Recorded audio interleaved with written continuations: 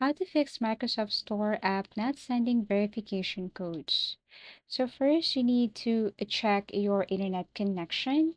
Make sure you have a stable internet connection, Wi-Fi or mobile data. Now verify your contact info. Go to your Microsoft account security page.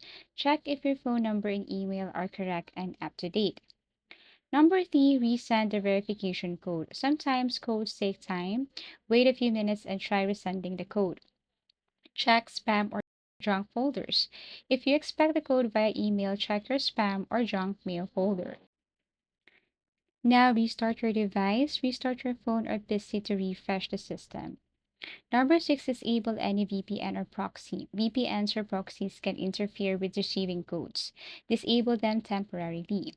You can also clear Microsoft Store cache and then update Microsoft Store Windows. Now you can go to any web browser or let's just say Microsoft Edge and then look for Microsoft Store and then try to see updates, get updates if there is any.